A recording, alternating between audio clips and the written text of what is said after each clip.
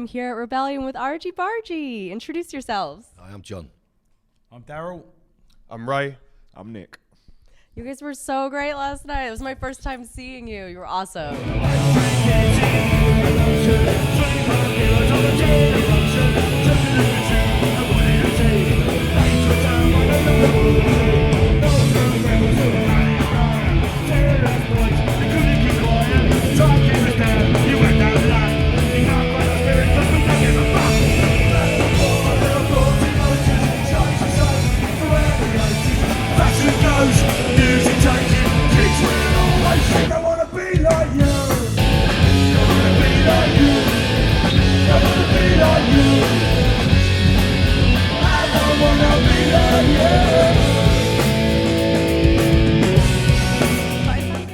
Facebook that last night's show was one of the best ones, and you guys just came off of doing a break, right? Yeah.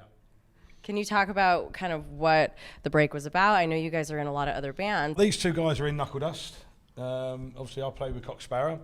A couple of years ago, we did the new Cock Sparrow album, and I was really sort of focused on writing, recording, getting it out, and then touring. So Argy Bargy, unfortunately, took a bit of a backseat. And then when you don't do something for a period of time, it's just time marches on. And we didn't really want to be doing the same old. So we wanted to wait and come back and have a new album, have a load of new songs. That hasn't happened because we're clearly very, very lazy, but we have been writing, and you just haven't been invited. It's brilliant. But we thought, you need to get gig tight again. So we're not doing loads. We're just choosing the gigs we want to do. But it means we're playing again and getting gig tight. And then hopefully, sort of over the Christmas period, we'll be back in the studio. And next year we can come back with a new album and keep things fresh. But I don't really want to go into the studio having not done a gig for a year or two, because you're not gig tight. So yeah. So what went into you guys getting ready for this one, having had such a long break? Fuck all. Honestly, we were gonna, shall we have a rehearsal? We did in May, didn't we? Yeah, we did a show in May in Germany. At our German label, Randali, had we did one rehearsal and then did the show. And in fairness, we was better in rehearsal than we was at the show. Yeah, we hadn't played for like nearly 2 years, and we rehearsed, and it just clicked, It's so yeah, we didn't have a rehearsal for this just purely because of time, not because we're lazy or complacent. It's just with so much going on. Yeah. If we were bringing in loads of new songs and everything, of course we would. You work hard at it, but this is really just to get us gig tight again and fresh and back on stage and everything, and then we're going to get recording. Yeah. That's our priority. Keep some new stuff coming out. Yeah, but it was a great one to kind of debut again last night. Everyone was really excited. You guys had a great set time, and it was like the energy of the crowd was amazing. It was amazing, and it's when you're on stage, you feed off that. You really feed off it. You know what I mean? And you can see if the crowd aren't really into it, then it can be a bit of a struggle. You know what I mean? But last night they were buzzing from the start, and so were we. We were very excited about doing it as well. You know what I mean? It's been a long time for us, because we used to play, all the time, really. So it was a long sort of rest, if you like. And we're all really up for it, really excited about doing it last night. So it was great, and I think that showed, because it was the response from it has been good, and if you've done a good one, and if you've done a bad one. Yeah. And we all came off buzzing last night, and melting as well, because it was the hottest gig I've ever done in my life. It was hot, and I had a smoke machine next to me. I was suffocating up there. But we were really humbled by the response, Yeah. So yeah, it was great to be back. So. Yeah, it was very hot last night. Everyone was very sweaty. Yeah. It was just like a cloud of heat in there. Everyone's been saying that on the Castball stage this weekend, though. Well, the thing is, don't forget, we're in Blackpool, and historically, even though it's August, everyone packs for winter. You know what I mean? So, we normally got hats and scarves on up here and umbrellas, but, so having a bit of a heat wave is unprecedented. But clearly, none of the buildings in Blackpool are prepared for any hot weather, because it's roasting everywhere you go, Yeah. Yeah, but I think it's also too, you know, when the fans are jumping around, there's a large crowd in there like there was last night, and everyone's jumping around and yelling and screaming and dancing. It's making it even hotter in there. And so, Up and up. yeah. We have to tell them to stop moving and just, you know what I mean? You're making everyone hot. Yeah, chill out, will you? It's like, you guys are making it hotter in here. Can you please calm down? Calm down.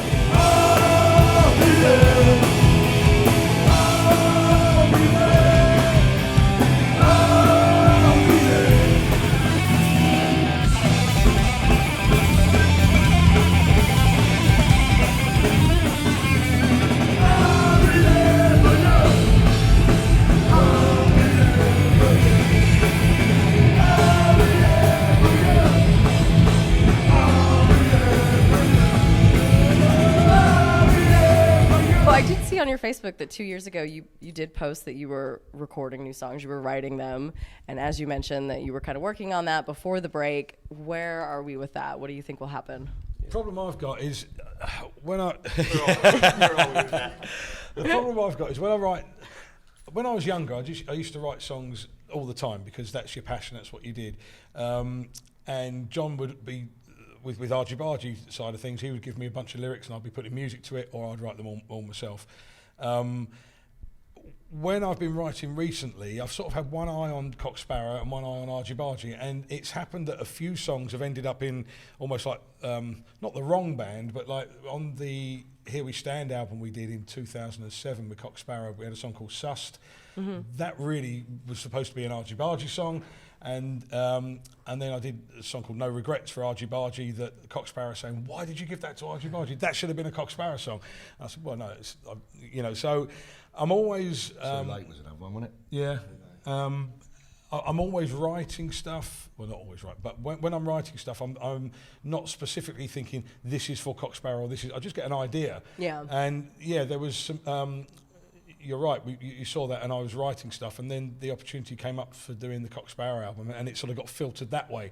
And I thought, well, I'll come up with some new songs when I get some time for Argy Bargy. Yeah. It's not really an exact process. I just do it. And the thing is, as well, I mean, I've got loads of lines and verses and choruses written, but not a song in its entirety yet.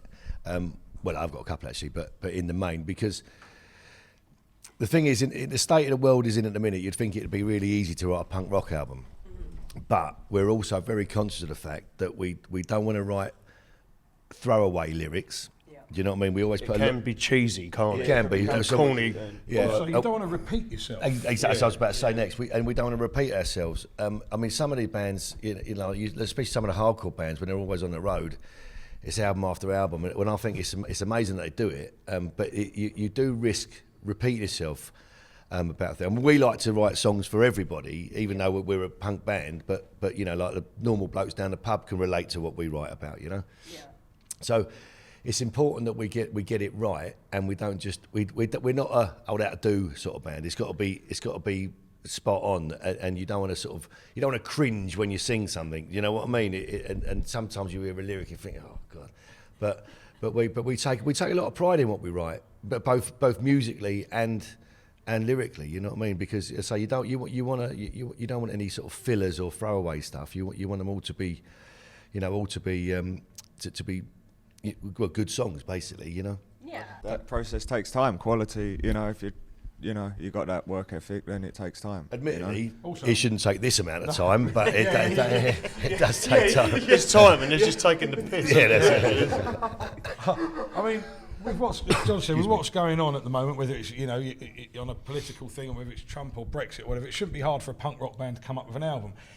There's a lot to be angry about in the world, but to be honest with you, once you've gone through as many changes of government as you have when you get to our age, you sort of realise that they're all shit, yeah. And they're all they've all got their own self-serving interests at hand. And as angry as I was when I was like 13 years old, and I would have written loads of political songs, it's almost like I feel now, not that there's no point, it's just like that's just how it is. It's not going to change. I get angry about fucking bad customer service in shops. Do you know what I mean? It's like, I could write you an album of what... I want my sandwich quicker! What pisses me off. I went into a shop the other day, never knowingly undersold, they say, to ask for some fabric to reupholster something. And they went, yeah, it took 40 minutes for them to tell me a price, but I'll leave that. There's a song there, isn't there? They then said it's in stock, so I said, okay, I'll buy that, please. Filled everything in. They said you can have it in 2 weeks, but it's not guaranteed. Well, that's not in fucking stock then. At what point? So I start complaining, and now it's my fault. And I'm like, at what point am I losing everybody here? You're telling me it's in stock, and it's not in stock. Well, it's in stock in our warehouse in front. Well, but that's not in stock here, is it? So I get angry about things like that. But I'm not sure that would translate well in a punk rock song. So Trump and Brexit, fucking bring it on. I don't give a shit about any of that. Not getting a shop person that fuck off. The thing is, our views on politicians have been made very clear over all the years. We've never shied away from saying that, talking about our complete and utter contempt for all of them. You know what I mean? So. People say the politics word always comes into it with our sort of music, unfortunately, and we're like, no, we're not politics. We hate every fucker, left, right, all of them. We just want to, the consecutive governments we've had to suffer and endure don't care about any of us. Yeah. You know what I mean? They just simply don't care about any of us, despite what they may say. And we've made that clear several times, and again, so therein comes the thing about repeating ourselves. You know what I mean? Because it's we've You've got a new set of people, and you could sing the same lyrics you were singing 20 exactly, years ago about a different set of people exactly for these people. Yeah. It's just it's just the same. Well, we said it, didn't we? Out of the old, they're just all filth, and like he says, after a while, I think the thing is, well, it can almost be condescending to people, trying to tell them that politicians are all scum and filth, because everyone knows it. The whole world knows it. Everyone's woken up to the fact now.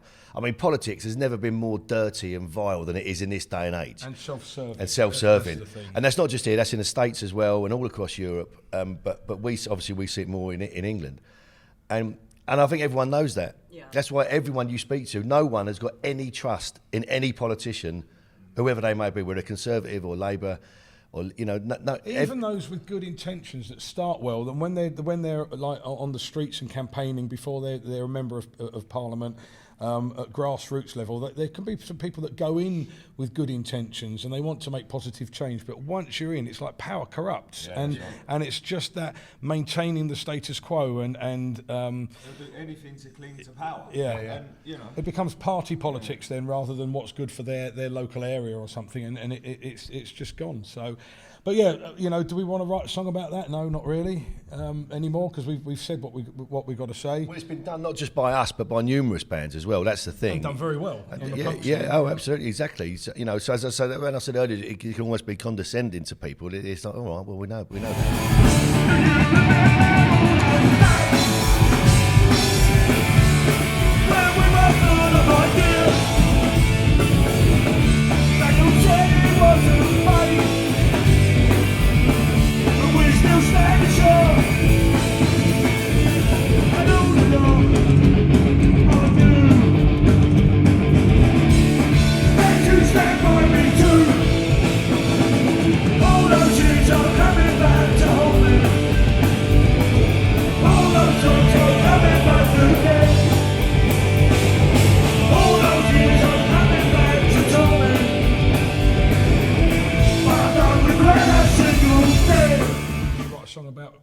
Reagan and Margaret Thatcher or something. No, keep it old school, eh? I do think that if you did write a song about being pissed off in the shop, that'd get good. Pissed off in the shop. I'm really. Where's my fabric? And restaurants as well. You go to America, you get good customer service because they value you in the service industry. We thrive on tips in America. We don't have good wages, so. But that tip culture is accepted. So it's something that is accepted by the people tipping, and it's something that is expected by the people that are offering the service. Yeah. So generally, you get good service. Over here, you could be in a restaurant and want to order something, and they're on their phone. Excuse me. You know, as if you're an inconvenience. I'm paying your fucking wages. But there's no incentive for them. If they get minimum wage, so they're on fucking clump for not bringing me my egg and chips. if you was getting $7.50 an hour, you can work your tits off and still earn $7.50 an hour, or do next to nothing and get $7.50 an hour. So.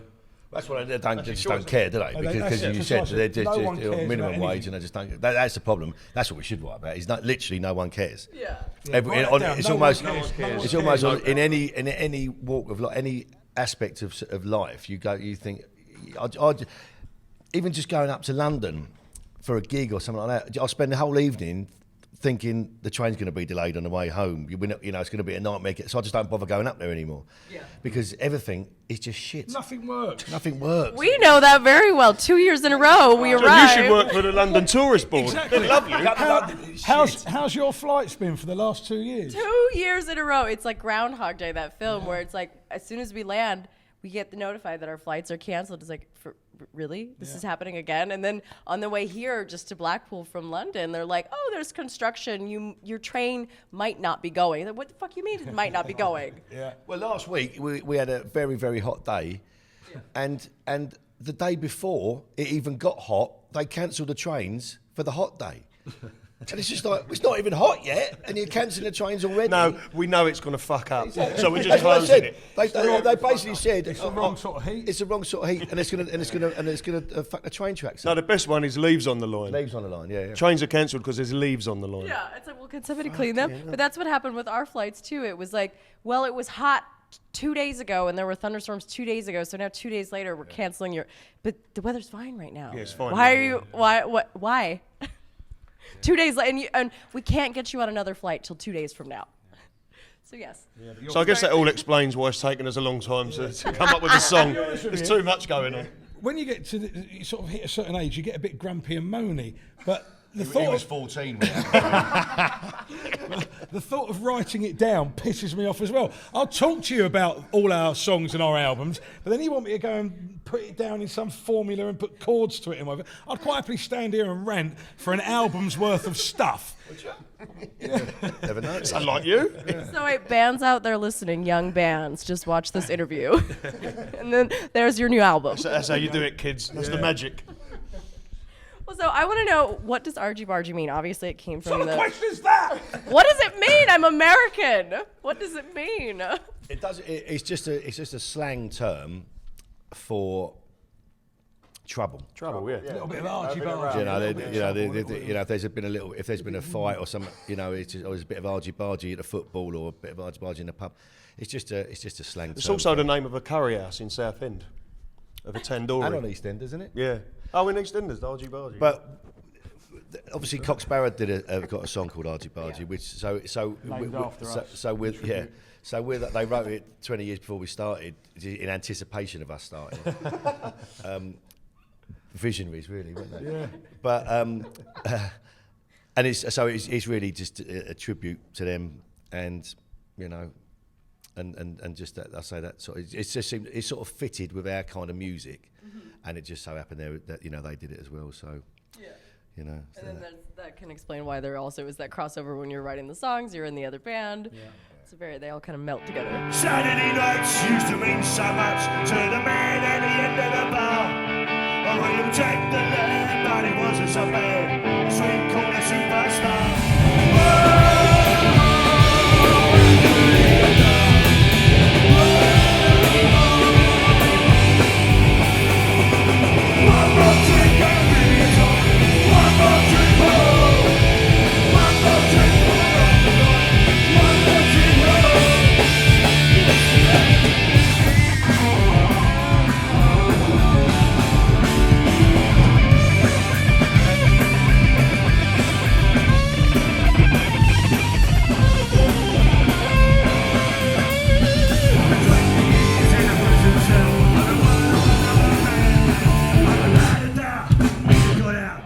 Sparrow when Argy Bargy formed? John started Argy. I had a different band at the time, even though we were mates, and we had a silly little band which did one show and played 4 songs. Good one, though, wasn't it? Yeah. John started Argy Bargy. I had my band, and it went for about a year. John lost all his band members. He's very careless like that.